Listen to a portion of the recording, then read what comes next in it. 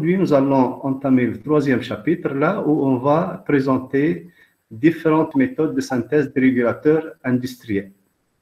Bon, l'objectif de ce chapitre est apprendre à déterminer la synthèse ou bien la détermination ou bien le calcul des paramètres des régulateurs industriels par différentes méthodes. Bon, dans ce chapitre, nous allons commencer par une petite introduction. Ensuite, nous allons voir différentes méthodes dites empiriques, puis méthode de simplification ou bien simplifiant la dynamique du procédé, et une dernière méthode qui sera présentée, c'est la méthode de placement des pôles.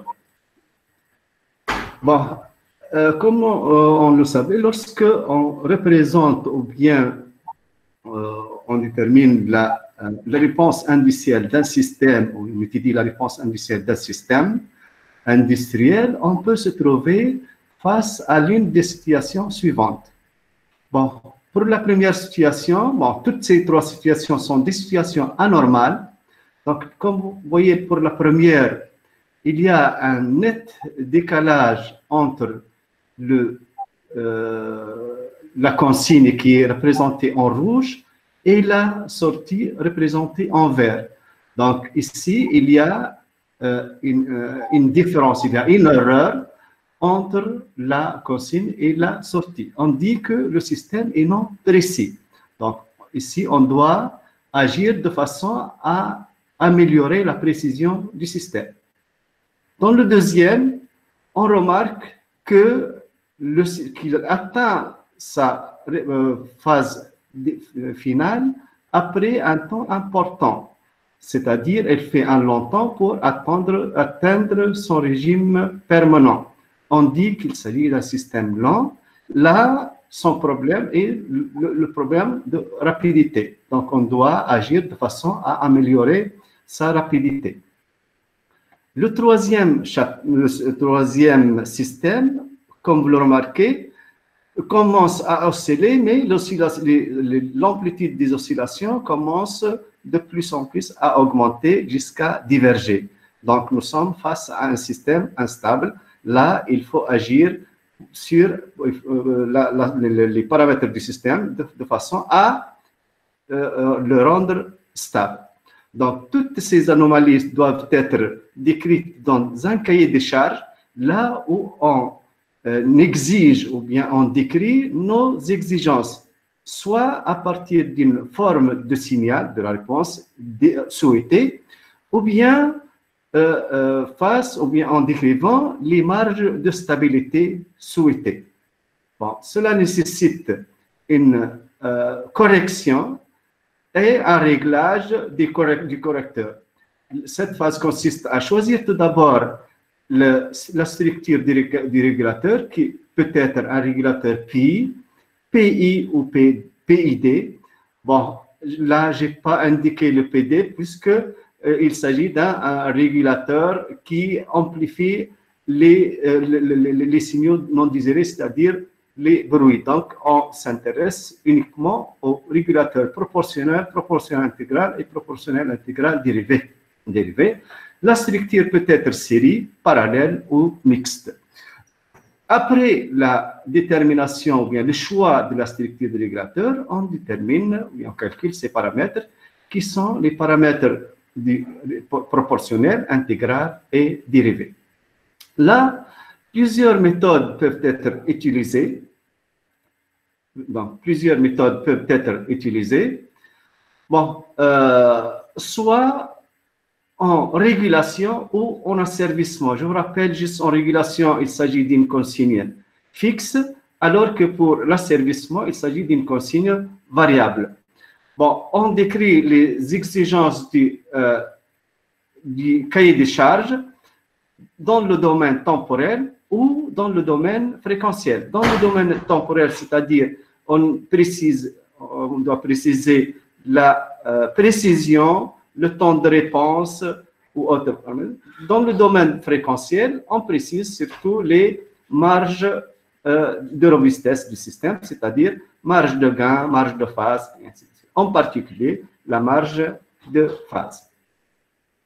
Bon, dans le domaine industriel, on dispose en général de procédés qui sont normalisés, c'est-à-dire qui ont des sorties normalisées, en courant, sortie courant 4 à 20 milliampères et tension 0 à 10 volts ou autre système.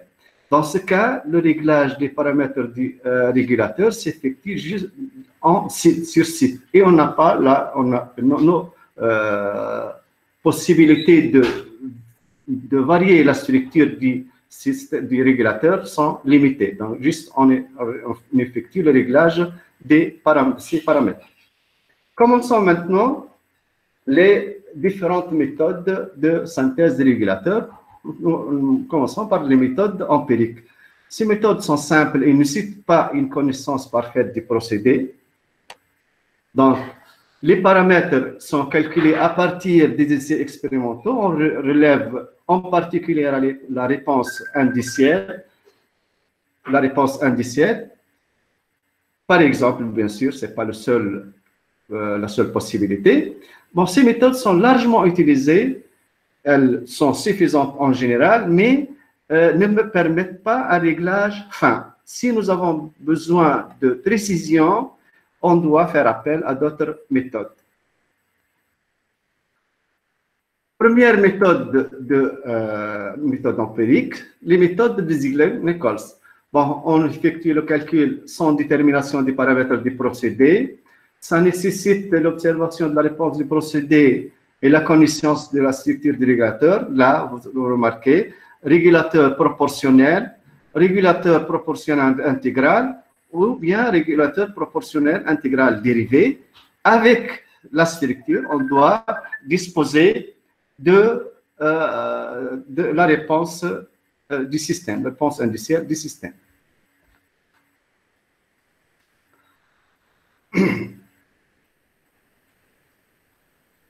Bon, méthode Ziegler-Nichols temporelle, c'est pratiquement la plus ancienne des méthodes. Elle est née en 1942. Bon, s'applique plutôt à des systèmes ayant un délai, c'est-à-dire un retard, et dont la forme s'approche du système du premier ordre, comme vous le voyez sur cette réponse. Bon, ce type de réponse, on le trouve généralement dans les procédés chimiques et thermiques. Voilà, donc nous avons ici la réponse de notre système. Elle correspond bien à un premier ordre, elle se rapproche d'un premier ordre, seulement au début, comme vous voyez, il y a un retard.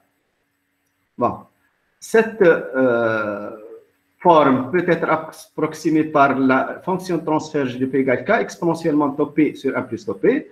K est le gain statique, T est le retard et tau est la constante du temps du système. Bon, on trace le mieux possible la tangente au point d'inflexion de la courbe et on mesure ensuite les temps T et tau. Voilà. En commençant par représenter la tangente, là, le point d'inflexion, c'est le point où la courbe commence à changer de direction. Donc, ici, nous avons la tangente à la courbe. On délimite la valeur finale de la sortie, est l'infini. Ensuite, on essaie de chercher quelques intersections, quelques points d'intersection. L'origine, le point d'intersection de la tangente avec l'axe des abscisses et le croisement, le point d'intersection entre la tangente et la valeur finale de la sortie. Là, il faut faire attention. C'est une source d'erreur. Là, il y a des et la valeur finale de l'entrée, ce qui est faux. Et d'ailleurs, j'ai trouvé ça dans le devoir de contrôle. Donc, il faut bien choisir le point d'intersection entre la valeur de la sortie, la valeur finale de la sortie et la tangente. Ces trois points nous donnent deux temps. Le temps T, retard, et la constante du temps tau. Bon, dans certains documents, vous trouvez des appellations différentes. Le délai peut être appelé L ou bien TI. La constante du temps peut être appelée T ou bien TA. En général, si on utilise TI, on utilise pour le délai, on utilise TA pour le temps.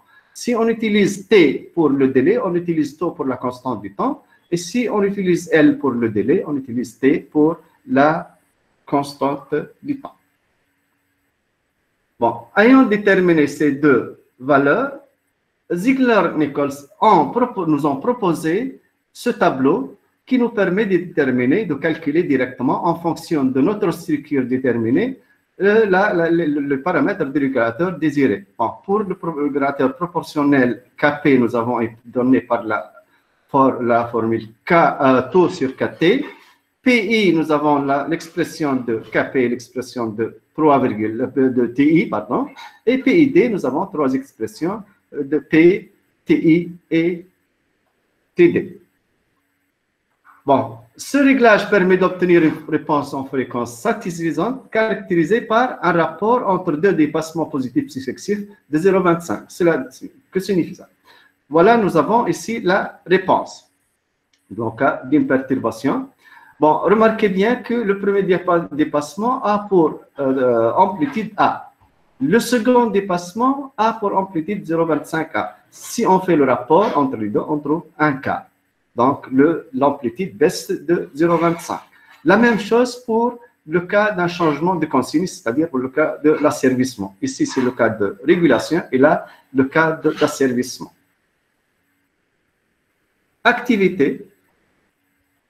Bon, on vous demande de déterminer le réglage par la méthode temporelle de Ziegler-Nichols, PI, du régulateur PI, puis du régulateur PID, de la réponse indicielle d'un système industriel. Là, on vous impose le retard T égale 1,5 secondes et la constante du temps taux égale 7 secondes. Le gain statique est supposé unité, est égal à 1.